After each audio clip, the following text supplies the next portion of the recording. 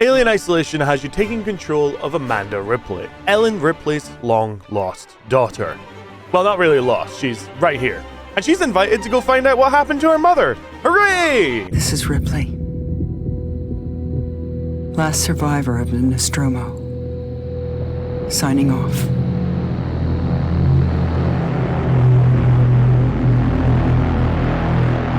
Why am I covering this game now when it's been so long?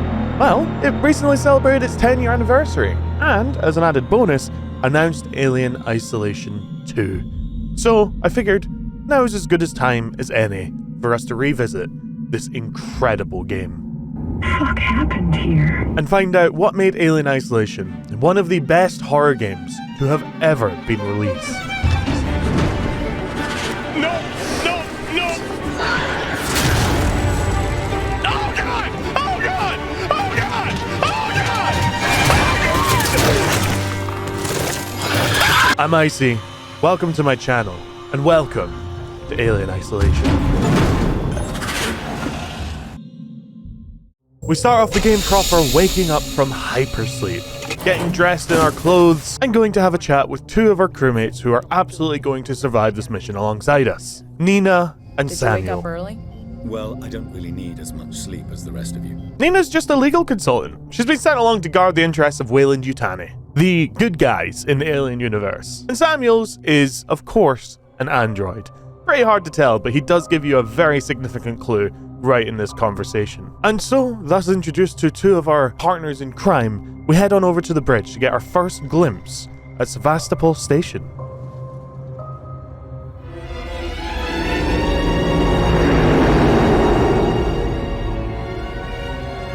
Can we see it? Switch to monitors. Looks like the dry dock bay is screwed. I can't bring the Torrens into that. Due to the damage they can see on the station, they seem to think there might also be a problem with the communications array. We might be able to help. We are an engineer after all. But since the dry dock on the Sevastopol station is broken, we're gonna have to spacewalk our way over there. My contract doesn't cover bloody spacewalks. Nothing horrible could possibly happen doing that, right? What happened here? My God, Ripley.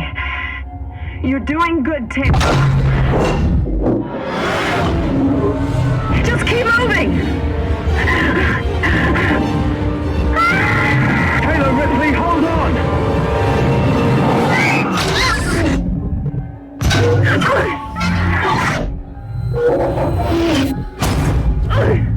One of the things that makes this game so much more terrifying than Dead Space, and don't get me wrong, I adore Dead Space. Dead Space is one of my favorite games of all time, but it's the grounded reality of this game. We were spacewalking our way over to the station, and when something bad happened, we didn't have jetpack boots, we didn't have anti-gravity tethers, we didn't have stasis. We were just screwed, and Ripley knew it. We're alone now. We're on the station, and it seems to be completely abandoned. There's damage and debris everywhere. Hazards. Literal fire hazards. And navigating past through tight, claustrophobic vents, which I know some of my audience are going to absolutely adore, we head to one of the main promenades, a marketplace, where this game will spare no expense in giving us an awe-inspiring vista.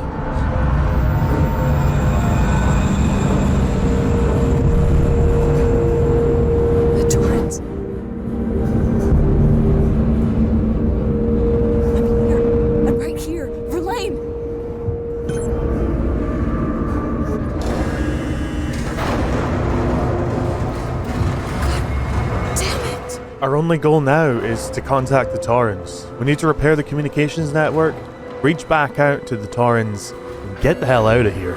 Hopefully, with our prize. First, this is Turner. I found the last power coupling. Took me a while, but it's off now. Just fitting the last security brace. Come find me when you shut yours down, then we can get the hell out of here. Jesus, man, I'm hearing noises everywhere. Every creaking. Just hurry the fuck up, will you? We alleviate some poor dead bastard of their maintenance jack, and head over to open up the doors leading to the next area.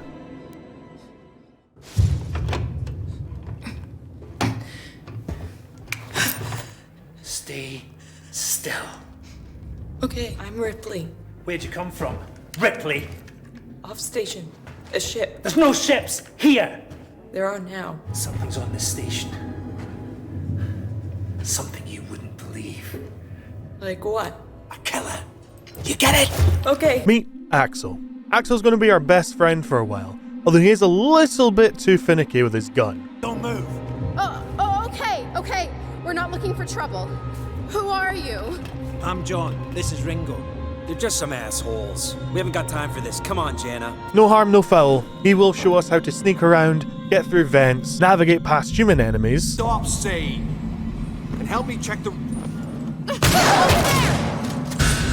And, after helping him get past, turning on a couple of switches and running for our life, Axel, our best friend, our only friend in the whole wide world, the person we can rely on the most, gets attacked from behind, you're dead, right? pulls the trigger, and we end up in an argument.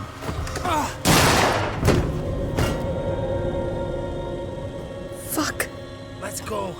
The others are on their way. Our first argument of our new marriage, yay! You killed that guy! Because he was going to kill me, you saved my life. This is about survival. Do you understand? You hear something? I hear something. Axel? What have I got on me?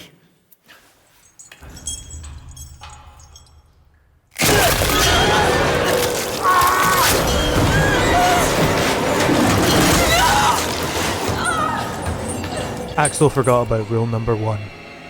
Noise makes you a target.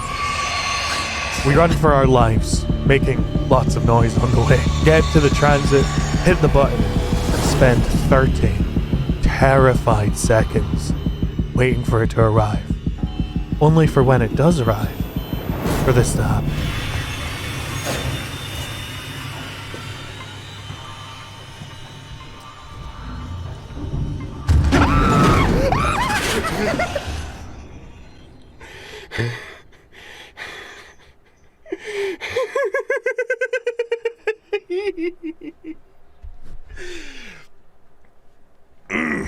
We find a broken access tuner, and hearing that there are humans nearby, naturally, we scarp her without even engaging them.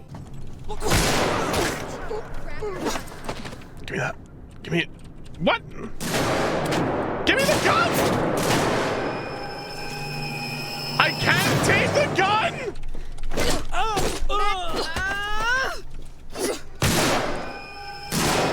Grabbing an errant keycard along the way from some poor unfortunate soul, we crack open the door, head inside, and find what we came all this way to get. The flight recorder of the Nostromo. The flight recorder.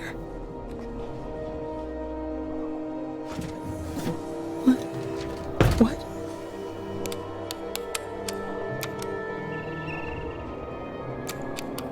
No!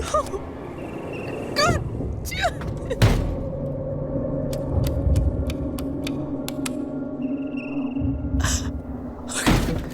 Okay. Stay focused. Dejected, miserable, and being stalked once again, we have to flee. Before we go anywhere, we need to disable the security lockdown. Easy enough. With all the noise, surely the xenomorph won't be able to locate us.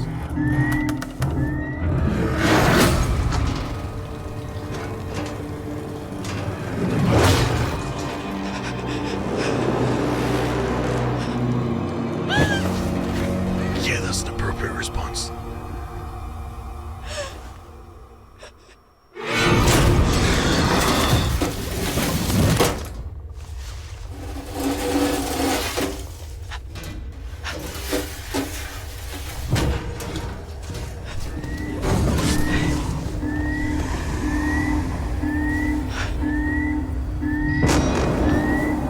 With our newly repaired access tuner, we can head back to the main area where we first discovered it.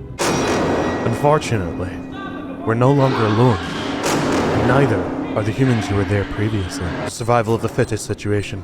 There's nothing we could do to help them, so we move on and head out to the next level. Hello? My name's Ripley. Amanda Ripley. I need your help. Please take a seat. Someone will be with you shortly. Meet the working Joes, the heart and soul of this station. They do the grunt work, the grunge work. They are the eyes and the ears of the AI that monitor and run this station. And unfortunately, they are completely useless. And in fact, as we'll soon find out, worse than useless. Me, Hughes. Don't you recognize me? Listen to me. We've got to re-establish long-range communications. You're becoming hysterical. Get back! I'm warning you! Tut, tut.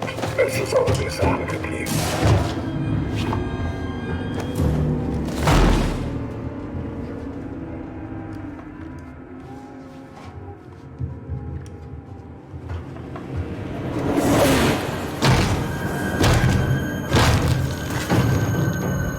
Good day indeed. And unlike most games where humanoid enemies go down very easily with a stealth kill, these things have no such respect for the puny strength of humans.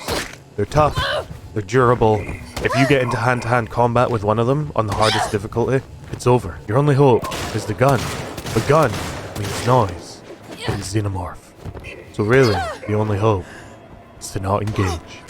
Sneak past and try and complete whatever objective it is that you're currently engaging with.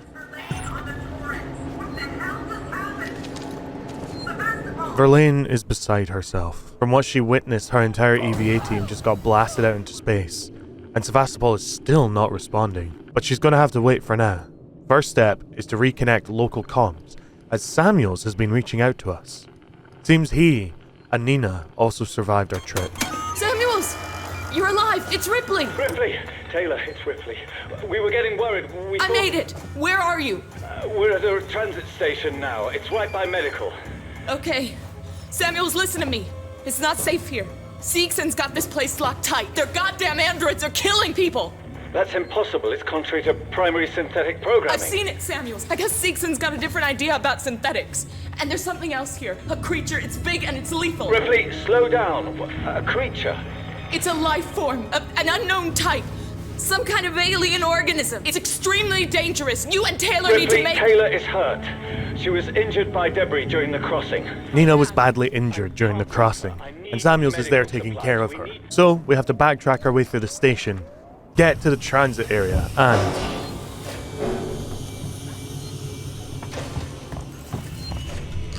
Did I say hostiles nearby again?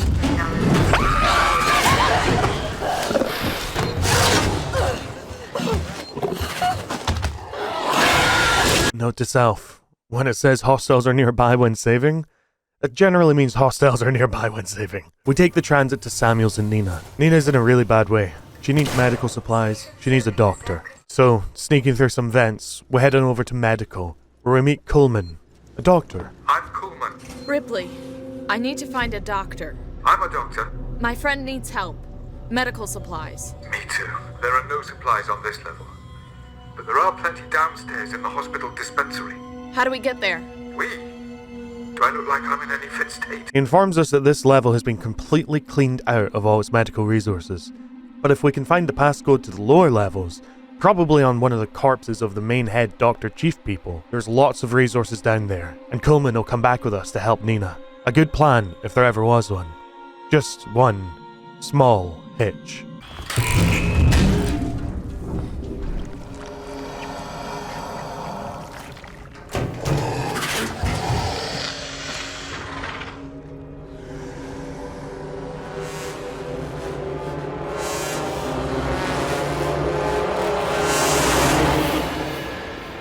In all of Alien Isolation, this is one of the moments that stand out to me most.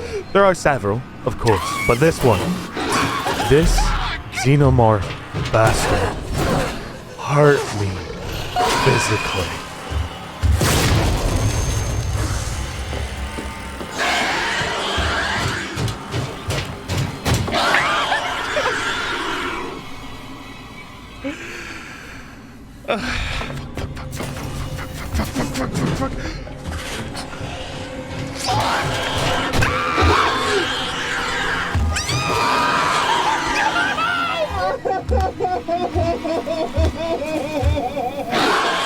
So many deaths, so many attempts to sneak around, so many failures, hunted, stalked, slaughtered. I felt like a lamb surrounded by wolves. But eventually, inevitably, after a long time, we make our way through. We find the access code. Our new friend punches in the code to prime the elevator, and just as we're getting ready to meet him face to face,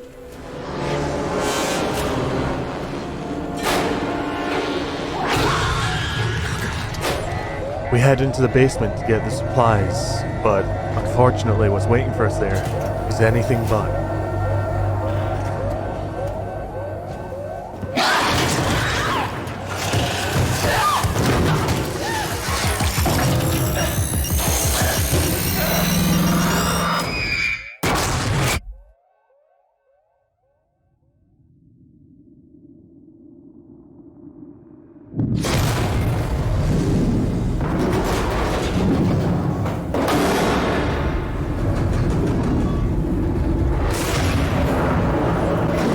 We escape the blaze via a handy ladder and make our way through android storage, eventually ending up back where we started, sans medical supplies. Unfortunately, it seems like the people who set up the trap have found Samuels and Nina. I sent you a clear directive not to land on station. I told you we didn't hear your message. We understood you would be... Hey! Identify yourself. I just want to take a moment to talk about just how human a reaction this is. The animators for this game, the people who designed the cutscenes, they made it so you could feel the fear in every movement from everyone. They're all on edge. When the door opens, they spin, but the guns aren't steady. They're shaking. They don't know if it's a monster, if it's an android, if it's humans coming to kill them. Everyone's trying to feel each other out, figure out what to do from here, and then finally, when they figure out that there is, in fact, more friendly people on the station, they come up with a plan. We have a basic life support unit back at HQ. Then let's go. Need the transit to get to HQ, but it's down. Transit control is upstairs. Samuels says you're an engineer. Go make yourself useful, seeing as you screwed up the trap. Of course we get sent off to fix the transit control. We are the only engineer on this entire station. I guess every other one got shot or killed. Fortunately, fixing transit control isn't all that difficult. It just involves doing some ring around a rosies with an android.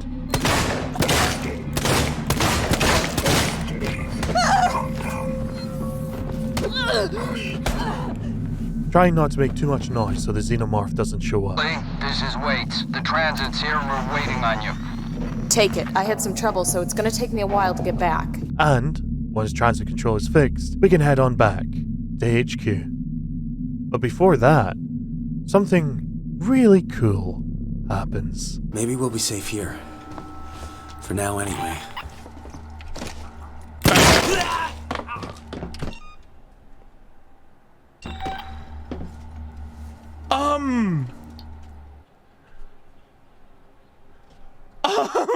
Did you really just do that? No. Oh, there's no evidence. Nina is safe, though everybody else might be in danger with me kicking about. What's wrong with you? So many things, Reggie.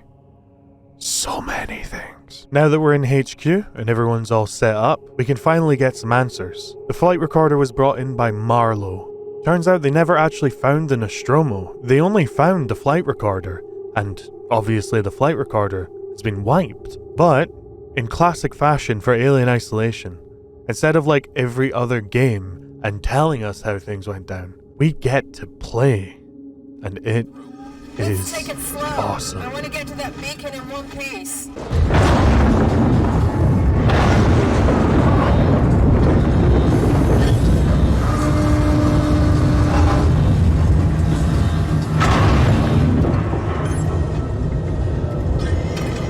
There you are. Foster, Meeks, keep your eyes open.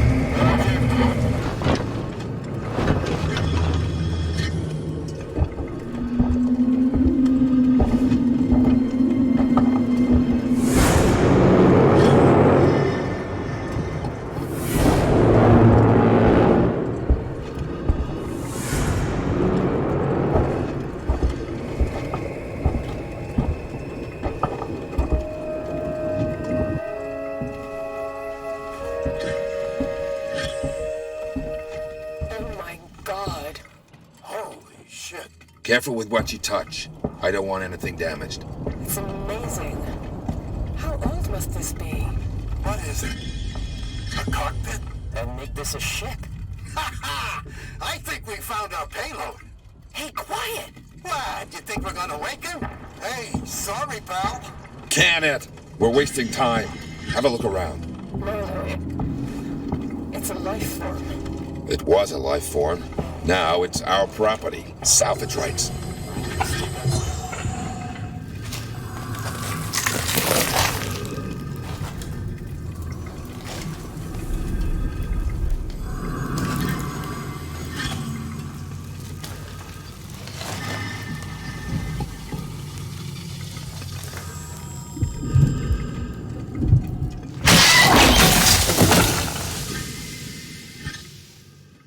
Marlowe brought the xenomorph on board, and unfortunately, he's refusing to be any more help for us. Considering he's the cause of all of this, his request for freedom will have to go unfulfilled. Fortunately for us, knowing that his ship is now out in orbit, if we can repair the communications relay, find a way to convince Apollo to bring it back online, we might just be able to call Marlowe's ship, get it to the station, hop on, and get to the Torrens. To aid us in this task, we are granted the ultimate power. The flamethrower. One of the few things that'll actually repel the xenomorph successfully. And we'll put it into good use, because now we have a plan. And that plan is to trap the xenomorph in a wing of the station, seal it off, and eject it into space. Hopefully to burn in a fiery death in the atmosphere of the planet below. This is a perfect moment of a de-escalation of terror. The flamethrower has limited fuel, yes, but it is a get-out-of-jail-free card in many situations, letting you relax more, take things at a bit more of a gentle pace. There will still be mistakes, you will still die, but now that you have the agency to cope with it, it's almost like the sweet release of filling your lung with oxygen after holding your breath for 10 hours. Even with the flamethrower in hand, this is still a very stressful situation. We seal off the bulkheads manually, prep the lot, and after an incredibly tense situation of sneaking around cameras to avoid alerting the xenomorph to our position, we punch in the code for the final ejection sequence and sprint our way to the exit, only to be reminded of how fickle the human spirit can be. I'm sorry, Ripley. Oh no! Fucking do this to me!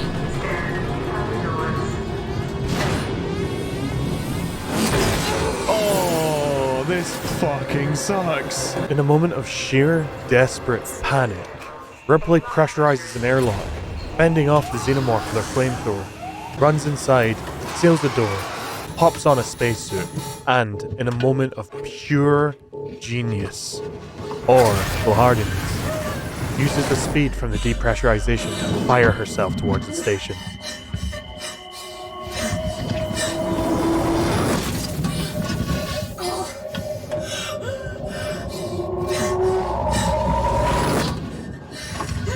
And, against all odds, she makes it. She fucking makes it. Ripley, is that you? Yes, wait! Me, you son of a bitch! You locked me in! You threw the lab into space! I had no choice. No choice at all. You saw that thing. You saw what it could do. I had to get it off the station. By any means necessary. Yeah. Use me as bait. I mean to die. And it goddamn worked, Ripley. It goddamn worked. I got that thing. Jettisoned it into the gas giant. The station's safe. There's that. And there's the fact that you're a heartless bastard. I'm heading back to the Bureau. We can discuss your methods there. Ripley out. Ripley's pissed. Obviously, I mean, she almost just got murdered. But as a player, we're rejoicing. And so should everybody else on the station. The main threat is gone. The androids, we can deal with them. We have guns. Hell, we just picked up a shotgun. The xenomorph, which was the primary threat, gone. No more risk, no more threat. We can run, we can shoot, and maybe, just maybe, we can start getting this station under control. Starting with, obviously, getting back to the HQ and the chief to have a word with him about not blowing us up or throwing us out airlocks. This guy's tried to kill us twice now. Wait, I've got some security shutters in my way. Can you open them? Wait. You bastards, you murdering bastards! Leave him alone! Stand down! You bastards!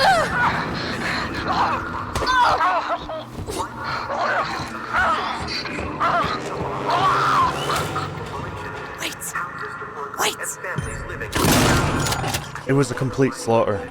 Everyone's dead, except for Ricardo, who apparently managed to hide and survive. And he's the one that's going to help us now reset Apollo and get the station and the androids back under our control. And once that's done, well, that's the game, right? Focus, Ricardo. If Samuels can talk to Apollo, he can get the androids to stand down. Then this will all be over. Surprisingly, getting to Apollo is quite difficult, but first we need to get to Samuels, who is currently trying to interface with Apollo. I'm going to use the reformat chamber. It's the only option. I've had to divert power from the area to allow me to try. Samuels, that's too dangerous. Yes, far too dangerous. Wish me luck. Samuels, don't!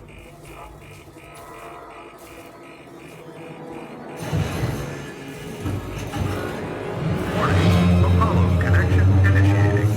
Apollo, infection has been purged. The creature is no longer on board. The station is safe. Request that all hazard containment operations are suspended. Alert, unauthorized connection. Ripley, Apollo's rejecting me. We might be in trouble. Samuels? Apollo is trying to stop me from interfacing. Oh no! Amanda! You need to manually disconnect the system, please! By disconnecting the systems in the correct order, we can reset the connection between Samuels and Apollo. Unfortunately, in spite of our best attempts, Samuels is gone. You're dying. You talk like I've had an actual life. I thank you for that. Samuels.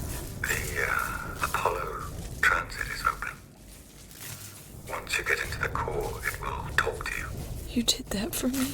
I wanted Amanda Ripley to have closure. His sacrifice opened the way for us to get to Apollo, and it will not be in vain. We sneak past all the androids, climb through vents, and finally, at long last, get to the heart of the station. It's all going to be over soon, right?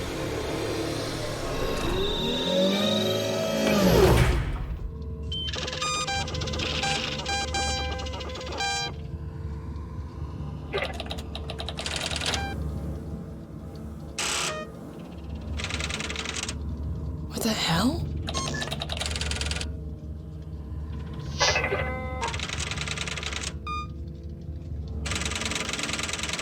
Two days after we left. You're kidding me.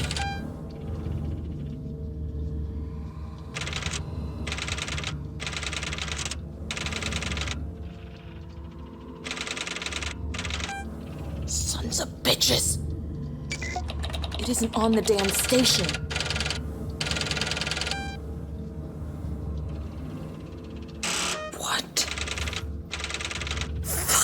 Because Apollo can't verify whether or not the xenomorph is hiding in the reactor level, it's not going to shut down the station protocols.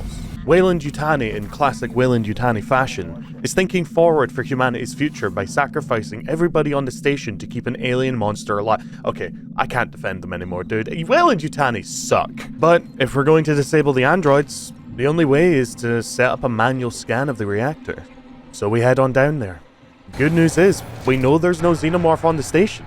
We've just got to get past all the androids. I'm at the top of the reactor core, Ricardo. You see anything yet? Nothing.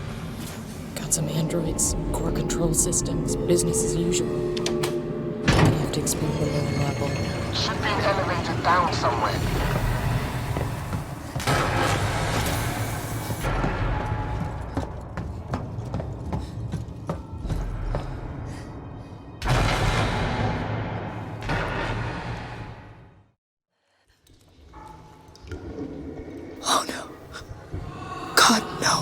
The fascinating thing about alien isolation, and the way that it handles stress, strain and pressure, especially towards the endgame.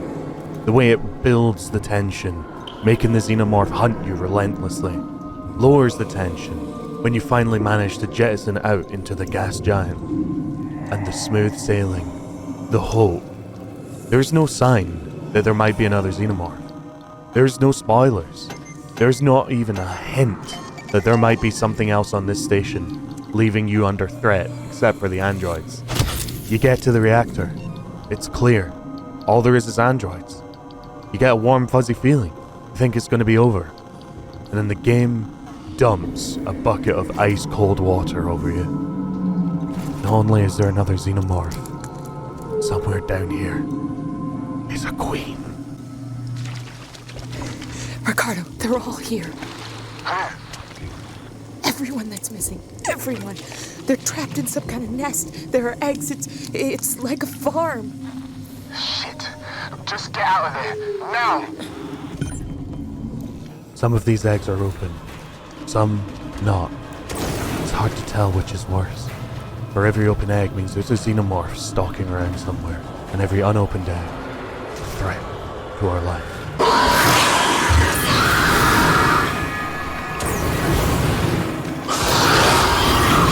It's impossible to describe the pressure, the strain, the fear as you crawl through this area. Because for the first time in the game, there isn't one xenomorph hunting you. There isn't two. There are dozens.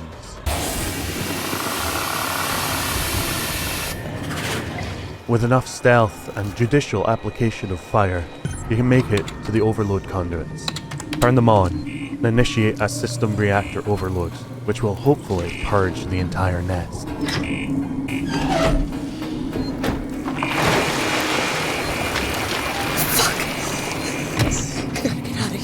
And, fleeing for our lives, returning to the main reactor and getting to safety. We can witness this for ourselves. And if you listen very, very carefully, you can hear the sound of the queen screaming in agony. That's everything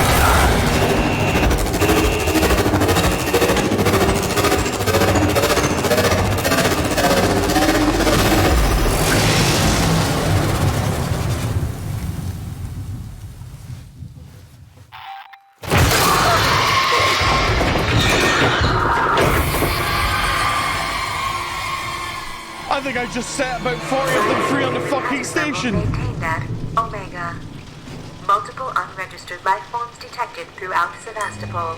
Power levels throughout Sevastopol compromised. There's still some on the station. Shit. Huh. I'm sorry, Ricardo. Just get back to the Marshal Bureau, Rip. You can hear it in their voices. The desperation.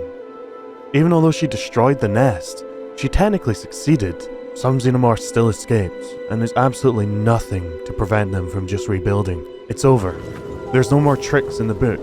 There's nothing else they can do. Most of the station is dead, and Ripley and Ricardo are the only ones still working, still fighting to make a difference, and it was all for naught.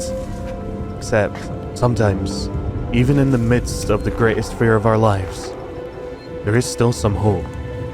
And it's that hope that keeps us going, and lets the game terrify us further. Wait, Rip, something weird's happening. You think? Plan B, Rip. See, before I left, the system showed a ship approaching Sevastopol. I think it's the Inusadora. Marlowe managed to send out his auto codes to call it in, while comms were temporarily open. Is it talking? No, but it's in a holding position nearby. Head for the ambulance bay. The shuttles are really short range, but they'll make coordinates already in the system. Just punch the dash. What about you? Ricardo doesn't have a response for us. In this emergency situation, he's trapped. He doesn't know how to do what we do. He can't navigate through vents. He doesn't have a multi-tool. He doesn't have an access tuner. So it's alone, Ripley boards the ambulance vessel and heads out towards the ship. And by reactivating the reactor on this ship, maybe, just maybe, we have a way off. A way to get out.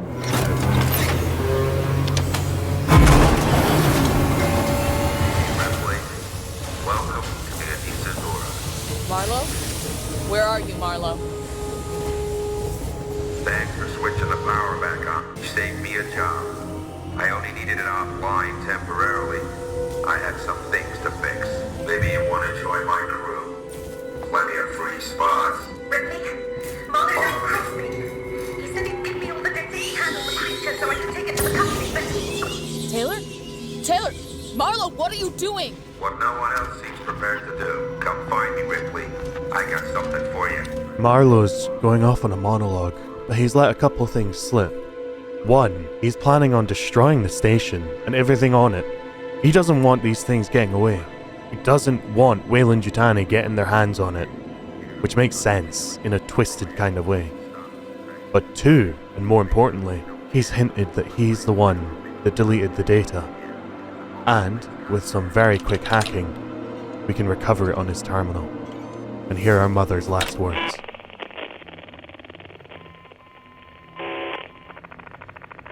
Added report. Personal message. This is for my daughter. Hi, Amanda. I'm recording this for you, my sweetheart, and I hope you get to hear it one day. You see, I got into trouble. My ship, there was an accident, sweetheart, and we found an alien creature. It was very dangerous, and the only way we could stop it was to destroy the ship. I'm okay.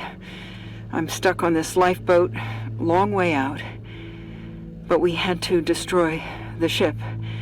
We had to destroy the Nostromo. We just couldn't risk bringing that thing home with us. I needed to protect you. Don't worry. Don't worry about me. I'm sure I'll see you very soon. I love you, sweetheart.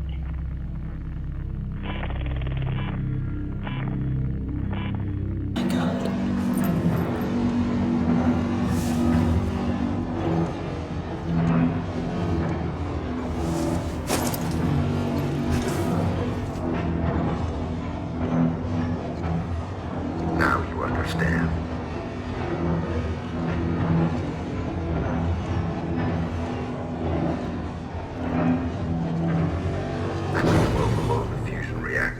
That'll turn the reactor into a goddamn nuke. You'll destroy the ship and the station. It'll annihilate every trace of that creature. Ripley, it's the only way. I can't let it live. And I'm not letting the company have it, or they'll just start the whole thing over again. Listen to me! We don't have to do this! Stop! Stop it, Marlowe! Marlowe, please. You heard what your mother did. She understood. If she was here, she'd be helping me. You think she would want company suits knowing the zip code of that creature? No one must know. There are still people alive on the station! Marlowe! Foster's not. She was my wife. I loved her. And I killed her.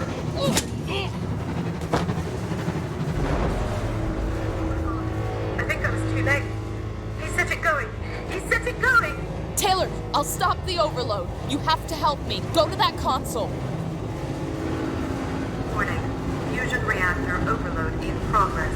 Open the fusion system so I can work on them. What?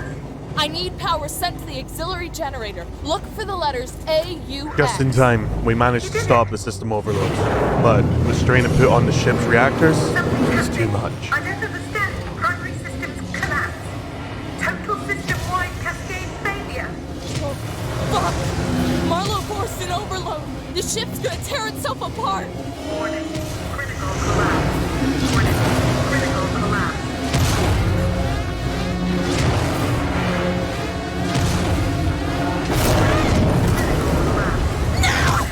And with that, the last member of our EVA is dead.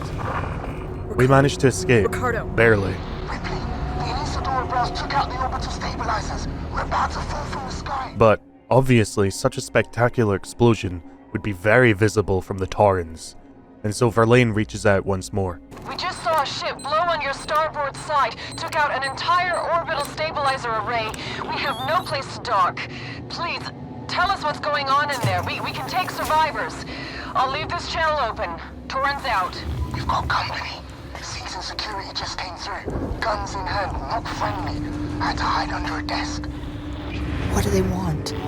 The Torrens. They heard the broadcast. They want to contact it. I think they plan on taking it by force. And this leads to what I believe to honestly be the weakest part of the game. See, in every other part of the game, you have an overarching threat or a sense of relief. You have the xenomorph hunting you, you have the relief of the xenomorphs being gone and the androids being the last threat, then you have the terror of all the xenomorphs in the nest and escaping the nest. But now, you've just gone through the peak of a ship blowing up around you, you've managed to make it back to the station, and the only thing the game adds back on is humans with guns. And I can say undoubtedly that while throughout the entire game I have had that either sense of intense fear or intense relief, in this section, there was nothing but frustration. We take a quick spacewalk regardless and contact the Torrens. She is obviously incredibly happy to hear from us. Torrens, this is Ripley on the station. Are you reading me, Verlaine? Ripley, what the hell is going on over there? Bad things, Torrens. There's an alien organism here. It's deadly. We need urgent extraction. A what? There's no time to explain. Please, Verlaine. There's nowhere for us to dock, Ripley. The station's tearing free from its gravity mooring. I've seen a towing platform below the spaceflight terminal, but the Torrens umbilical isn't built for it. You'll need to extend the tow platform clamp station side. Just get into position. And we quickly work out a plan to get the Torrens connected to the Sevastopol so everyone can evacuate. Extending the umbilical is a lesson in frustration, and unfortunately, as I said, the weakest part of this game. Trying to get past the soldiers and the xenomorph simultaneously, to be fair, I was on the hardest difficulty, is an absolute nightmare of trial and error. Finding the right spots to hide in, watching the xenomorph run past, trying to lead them to each other, none of it worked. Until eventually, I got lucky, I extended the umbilical. And with no other issues, we go to put on our EVA suit.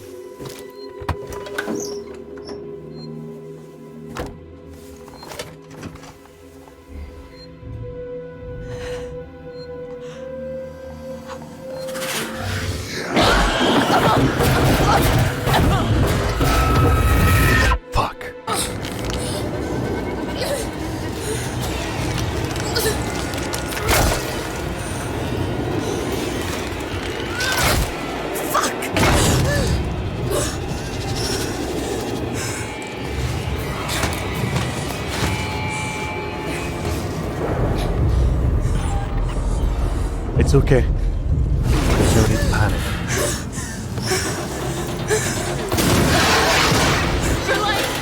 Verlaine, are you there?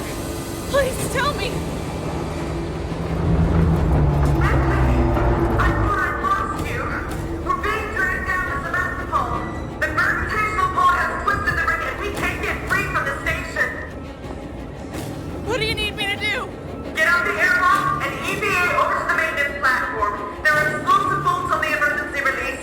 Hurry! Sevastopol is going fast! Unfortunately, we're on a time crunch now. The Torrens is actively being dragged down with Sevastopol. It's losing altitude, it's going to burn up in the atmosphere before too long. So we sneak past the xenomorphs, creep through the fledgling nest, and find our way back to the EVA suit. Put it on without being dragged away this time, and we head on out to release the Torrens. All while the xenomorphs slowly circle closer. We're punching in the codes, we're twisting the knobs, we're doing the engineer's job. They are creeping, they are crawling, they're approaching. There's nothing we can do to stop them.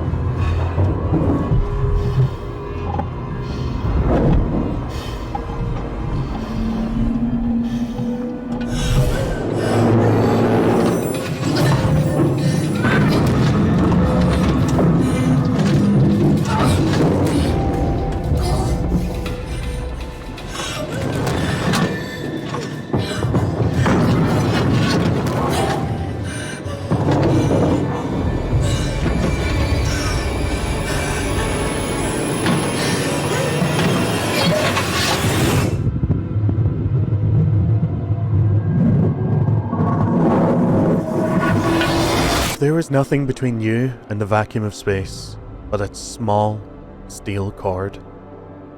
How brave would you be?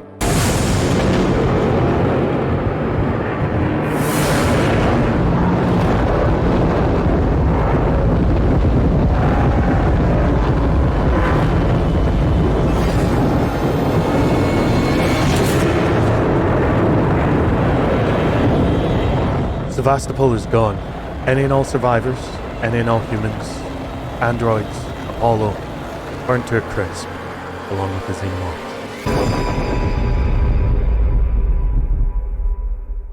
Fortunately, Ripley landed back on the Torrens, so she's safe now, right?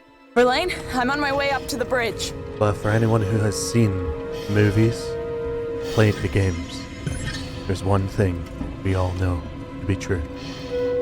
The xenomorphs are not stupid, and you must never underestimate them. Because the second you do, that's when alien isolation Verlaine? teaches you.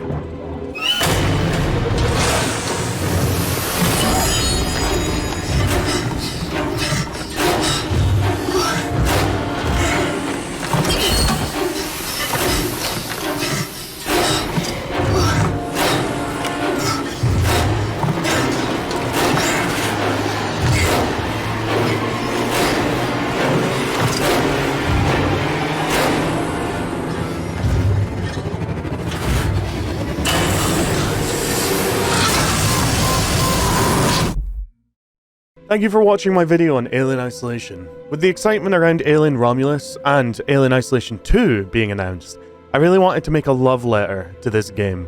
Which is what this video was. It was a love letter to the whole franchise. I adore xenomorphs. They are like the ultimate predator. Which, by the way, why are xenomorphs called aliens and predators called predators? Like Yautjas are called predators when aliens are more predatorial and Yautja or the predators look more like your classic alien? That always annoyed me as a kid, and I guess still as an adult because I'm bringing it up now. Regardless, thank you all so much for watching. I hope you thoroughly enjoyed it. I have a Blue Sky account now, by the way, if you want to follow me over there. It's Blue Sky Icy Caress, and I will be making more videos like this on this channel in the future. I have been told very reliably that there's a much better Alien vs Predator game that released a long time ago. So I'm very, very curious to check that out. Is that something you'd be excited by? I've experimented a lot with the channel over the past wee while. As you've probably seen, I've tried various horror games, I've tried critical reviews, I have tried talkovers, and honestly, none of it really stuck. So I think what I'm going to do instead is, while I'm focusing on streaming, I'm going to release content here like this video, where I put a lot of effort into producing a high quality video on a game that changed the way we saw horror, or a game that took the world by storm. I'm talking games like Condemned, games like Outlast, games like The Thing. Although I'm going to wait until The Thing is remastered, because wow. Anyway, that's all I've got to say for you today. Thank you all so much for watching. I hope you thoroughly enjoyed the video, and I'll see you next time. Peace.